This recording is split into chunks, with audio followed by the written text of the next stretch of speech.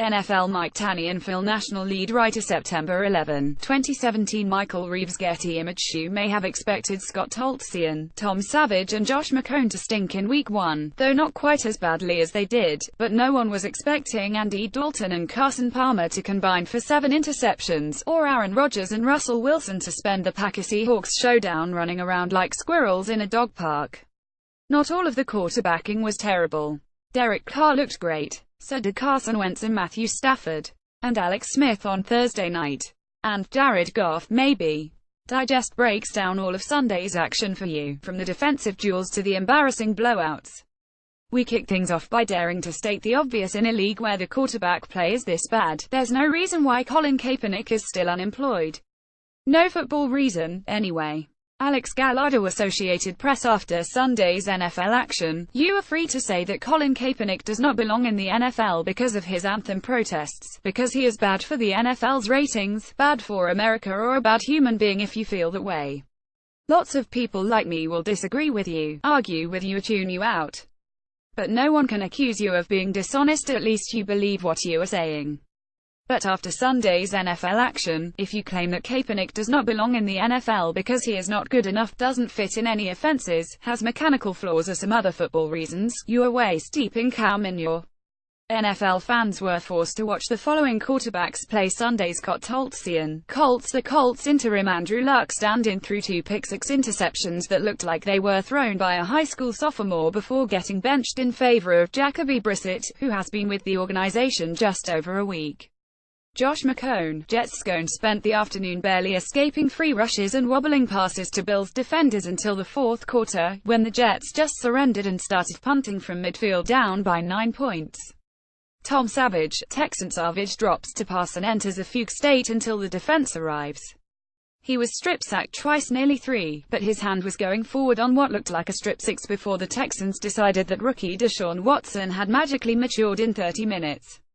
Blake Bortles, Jaguars. Bortles led the Jaguars to a win by handing off and watching the Texans' quarterback drama unfold. He completed 11 of 21 passes for 125 yards, overthrowing more than one short swing pass.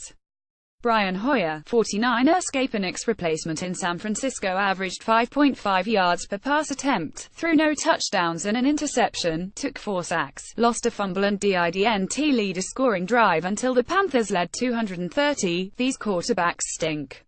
Their backups, Watson and maybe Brissett excepted, are worse. Kaepernick could have led a Jets-Texans victory, kept the Niners competitive and gave the Jaguars hope against an opponent that wasn't beating itself. He might have even made Chuck Pagano and the Colts look like they knew what they were doing. You can believe the anonymous coaches and executives with their steaming piles of football reasons if you like. Watch the tape. Tolzien has no NFL attributes whatsoever. Savage is a mannequin and McCown is going to get himself killed. Anyone who thinks Kaepernick could not help the teams mentioned above and others, the Browns and Bears, as a starter, half the league as a backup, win games, is either not watching football, not thinking for themselves, or just lying because they don't want to get political. Several teams played ugly, terrible football Sunday because their management wanted to make a political statement, or avoid one, or fears a boycott or a protest in the parking lot, or just doesn't like that troublemaker who started all of this anthem protest business. Maybe you're fine with that. Maybe it really does make good business sense to stink to high heaven instead of ticking off some season ticket holders of the local police union. But there is no good football reason for it. Zero. Zilch. And pretending there is just insults everyone's intelligence. John Grishop, Getty Images. Everyone knows Week 1 results must be taken with a grain of salt. But since they are the only results we've got, it's human nature to get a little carried away and predict the end of the Patriots dynasty, an undefeated Jaguars season, 64 touchdowns for Matthew Stafford and other not-so-likely outcomes. Let Digest tell you which conclusions you should jump to, and when to look before you leap in this level-headed examination of some Week 1 surprises and close calls. Lions 35, Cardinals 23. The Cardinals looked like stealth contenders in the preseason. After Carson Palmer's 3 interception, one of them tipped by his receiver, but still a bad throw disaster, it looks like Palmer may be about to repeat Peyton Manning's final season. The Broncos won the Super Bowl in Manning's final season, of course, but the Cardinals won't even sniff the playoffs if their much ballyhooed defense keeps getting picked apart the way they were Sunday. The Lions were sloppy all afternoon. A Stafford pick six, 10 penalties for 100 yards, 3 botched 12-point conversions. This is one of those wins that looks impressive in the box score, but more troubling when you dive into the particulars. Ravens 20, Bengals 0. The Ravens' defense is as great as advertised, and Joe Flacco's return means the offense can score some points if it gets the ball on the 2-yard line every now and then. While the Ravens are who they always are, the Bengals are still trying to climb through a window of opportunity that closed 2 years ago. The Bengals may be a veteran team past its prime, but at least they are spending big bucks to keep their veteran core intact. Falcons 23, Bears 17. This was immersion therapy for the Falcons, who recreated the conditions of the Super Bowl fourth quarter collapse with the dangerous elements, removed Mike Glennon instead of Tom Brady so they could face and overcome their fears. Barely. New Falcons coordinators Steve Sarkisian offense and Marquand Manuel defense must prove that they are not downgrades from their predecessors. Too often Sunday, the Falcons played like they knew the individual notes but couldn't hear the music. The Bears will be a tough out all year, but still an out. Steelers 21, Browns 18. The Steelers appeared genuinely surprised that the Browns didn't surrender after a blocked punt touchdown in the first quarter. Everyone but Antonio Brown 11 catches, 182 yards and TJ Watt 2 sacks, 1 pick played like they thought it was the 5th preseason game. DeShone Kizer looked like he did in the preseason, a handful of slick throws for the highlight reel, 7 sacks, a few dropped passes to remind everyone that the Browns are still the Browns on even their best day. Kizer will keep the Browns pesky, but after this close call opponents won't sleep on them the way the Steelers did. Michael Ainsworth, Associated Press. What happened? The Giants' offensive line blocked like they just met on Thursday, lifted weights for the first time Friday and developed a personal grudge against Eli Manning on Saturday evening. Manning was in typical bad Eli mode, lots of off-target throws delivered with "I totally meant to" that confidence. Brandon Marshall, one 10-yard garbage time catch on 4 targets, disappeared behind a wall and could only be communicated with via blinking Christmas lights. The Cowboys' vaunted offensive line had its hands full with the Giants' front four, but one Jason Witten play-action touchdown and lots of Ezekiel Elliott clock munching was all it needed. Cole Beasley caught a sideline pass by pinning the ball against the back of his neck with one hand as the Cowboys gobbled clock late in the game. It looked like Beasley was using the football as a loofah. What it means: 7 adjusting for the Giants' marshmallow pass protection. The Cowboys have a stronger pass rush than anticipated, with DeMarcus Lawrence registering 2 sacks and rookie Taco Charlton making his presence felt. Elliott 24 carries, 104 yards is invaluable when the Cowboys face an opponent the line cannot maul. Elliott's 6-game suspension appears to be off the table for this season as Roger Goodell plans his next scorched earth legal strategy. His availability will make a huge difference for the Cowboys during a tough early slate of opponents. With Odell Beckham sidelined, the Giants look like a less organized version of the team that lost to the Packers in last season's playoffs. At least we know party boats have nothing to do with it. The Giants cannot block, cannot run the ball, cannot throw straight with consistency, and cannot design a game plan that makes any sense without Beckham. Yet they are billed as conference title contenders in some quarters of the sports world. What's next? The Cowboys travel to Denver and Arizona in the next 2 weeks. The Giants have much to iron out as they host the Lions, who proved adept at exploiting their opponents' mistakes against the Cardinals on Sunday, next Monday night. Alex Brandon, Associated Press. What he did. The Eagles' second-year quarterback mixed outstanding throws like his deep touchdown pass on the run to Nelson Agholor with a few regrettable ones, mainly Ryan Kerrigan's pick-six off a tipped pass, which looked like it was thrown by Brock Osweiler impersonating 2013 Matt. Overall, Wentz 26 of 39 for 307 yards, 2 TDs, 1 int looked much more poised, polished and dynamic than the turnover-prone dink-and-dunk specialist we saw last year. Wentz moved the Eagles' offense well enough to hold off the Redskins until Fletcher Cox returned a Brandon Graham strip sack of Kirk Cousins for a late touchdown, allowing the Eagles to pull away with a 3017 victory. What it means: everything you need to know can be found in parentheses in that first paragraph. Deep touchdown, on the move, to Nelson Agholor. Wentz is moving around the pocket much more smoothly than last year, throws deep with much more confidence and can count on his receivers, even Agholor, who entered the offseason teetering on the draft bust precipice, to do more than get 5,050 balls ripped from their hands. Wentz still hasn't perfected his deep timing. He both overthrew and underthrew an open Torrey Smith on Sunday. He will still scurry out of the pocket and intentionally ground a pass now and then. But he also runs the no-huddle authoritatively, finds open receivers on third-down medium and does more of the little things that separate big-armed prospects from quality NFL starters. Sunday's game wasn't perfection. But it was the kind of development that bodes well for both Wentz and the Eagles. What happens next? Eagles coach Doug Peterson will be eager to show off Wentz to Andy Reid, his coaching mentor. "Hey Andy, look what I've done with Wentz," he'll say. "Hey Doug, look what I did to the Patriots last week," Reid will reply, because that's how Big Red rolls. Jeffrey Phelps, Associated Press. What happened the first half was all the worst a Packers-Seahawks game has to offer.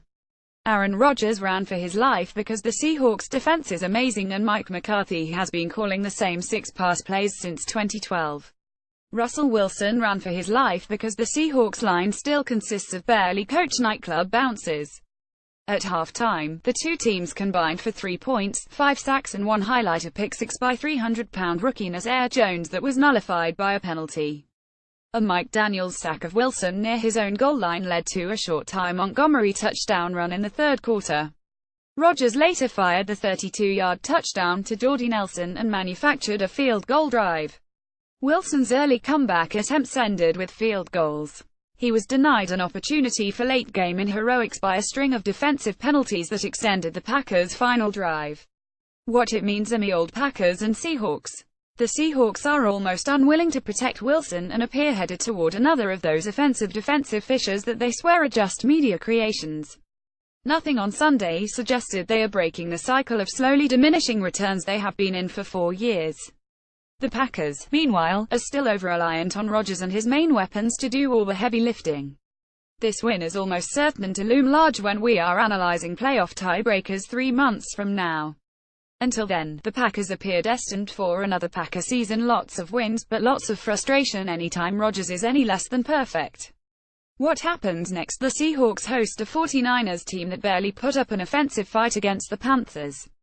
The Packers head to Atlanta's giant hubcap of a new stadium to avenge their NFC title game loss to the Falcons. Wesley hit Getty image fart. He did Carr's 22 of 32, 262-yard, touchdown performance wasn't flashy, but it got the job done.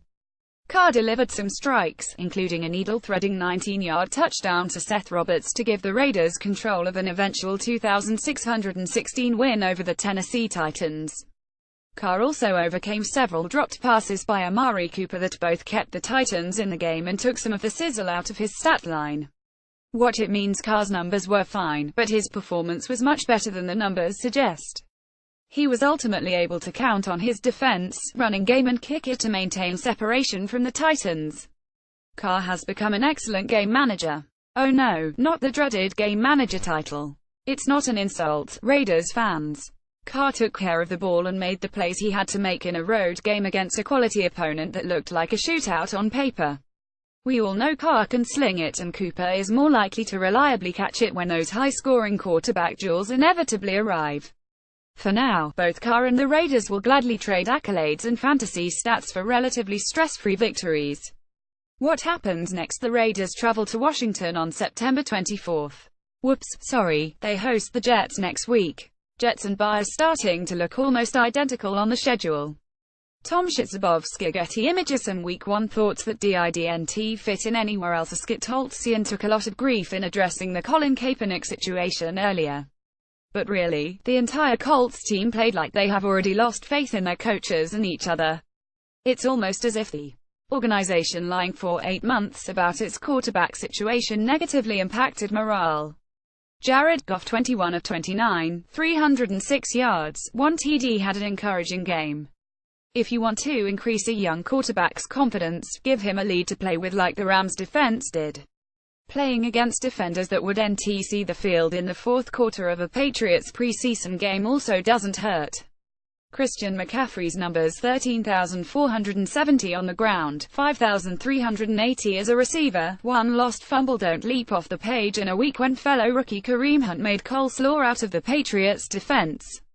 But McCaffrey converted 2 3rd-and-long situations for the Panthers, one on a quick flare pass and runs, another by escaping his defender during a Cam Newton scramble and leaping for a first down. Newton has not had that kind of playmaker in the backfield since DeAngelo Williams left the Panthers. Speaking of high-impact rookies, Taco Charlton threw Giants right tackle Bobby Hart to the turf so teammate DeMarcus Lawrence could gobble up Orleans Darkwa for a loss of 1 on a second-quarter screen pass. Charlton's effort would be even more impressive if the Giants' offensive line could block even a lick. Weird Bill's stat: former Panthers fullback Mike Tolbert rushed 12 times for 42 yards and 1 touchdown. 7 rushes came in the first half, so this wasn't garbage time usage. Maybe the 31-year-old who ran like he was wearing cinderblock cleats last year has been reborn as the perfect complement to LeSean McCoy. Or maybe Sean McDermott is a little too attached to veterans he liked at his last stop, and the Tolbert experiment will look really silly when the Bills are facing an NFL opponent. Kirk Cousins, 23 of 40, 240 yards, 1 TD, 1 int, had the typical bad Kirk Cousins game while under pressure, with a baffling interception in the red zone. It didn't help that Terrell Pryor dropped several potential big play passes. It's hard to be too critical of Cousins on a weekend when Andy Dalton threw 4 picks and Tom Savage nearly got strip-sacked by the Waterboys, but early indicators are that neither Cousins nor the Redskins have found a way out of their Groundhog Day loop.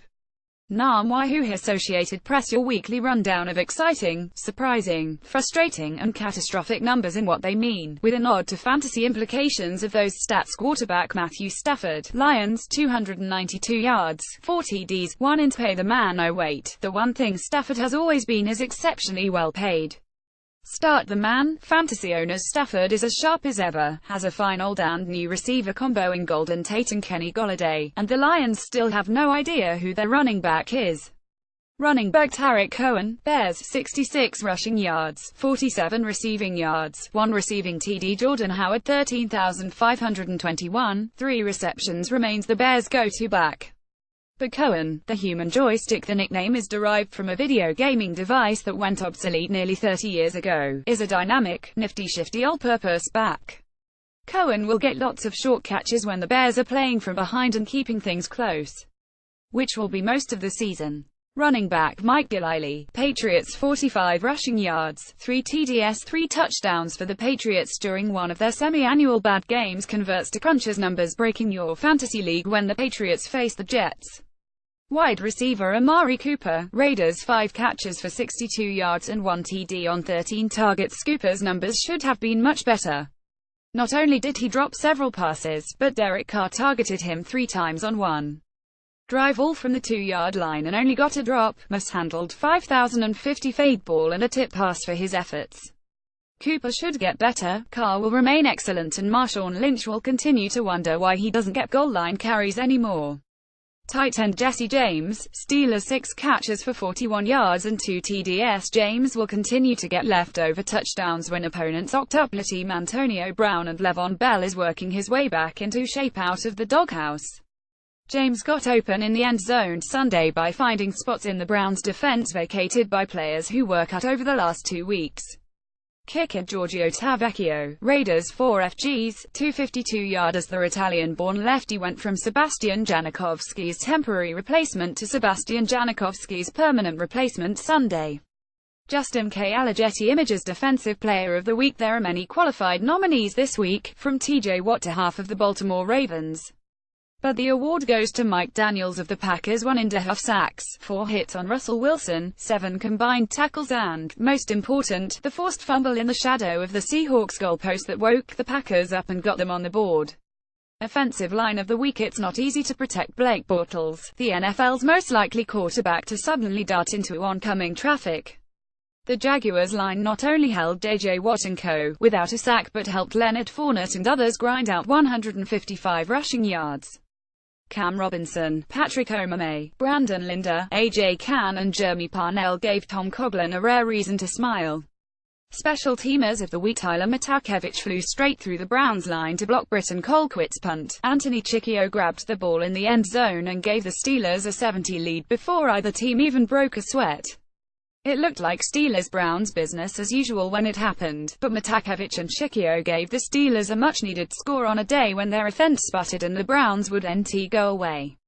Mystery touch of the week: there's nothing unusual about Jordan Howard scoring a Bears touchdown, unless it comes on a Wildcat play in which rookie Tarik Cohen took the snap from center. A Wildcat revival maybe. Or maybe old-school John Fox is 9 years behind the trend. Either way, it worked. Jeffrey Phelps, Associated Press. Few expected political protests to dominate the NFL news Sunday. You were either delighted, disappointed, relieved, or just surprised that not much happened. Michael Bennett, whose allegations against the Las Vegas Police Department made midweek waves, and other protest regulars continued their symbolic rituals during the national anthem. Some Colin Kaepernick rallies took place in parking lots. Browns players linked arms with Cleveland police officers in a powerful expression of unity.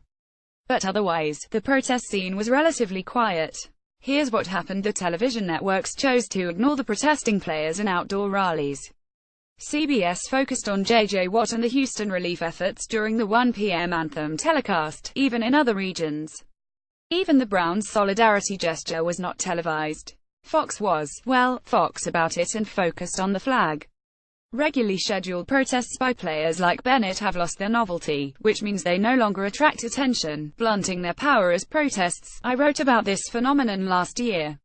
Hurricane Irma's arrival and Hurricane Harvey cleanup have left the football world a little weary of breaking into camps for our usual socio-political arguments. We don't have a lot of extra attention right now. Bennett's allegations changed the venue of the NFL's police brutality debate. It's hard to get hot and bothered about symbolic gestures when players are accusing cops of excessive force and the police union is responding with flame mails, so that's why Sunday's protests were easily ignored. But here's what did not happen: no societal problems went away. None of the regular protesters stopped being passionate about police reform or related causes, just as no one in the protesters hate America and should leave crowd became any less entrenched. To borrow a phrase that has gotten far too much literal use lately, we're just in the eye of this storm. Enjoy the break while you can. This forecast predicts much more choppy sailing ahead.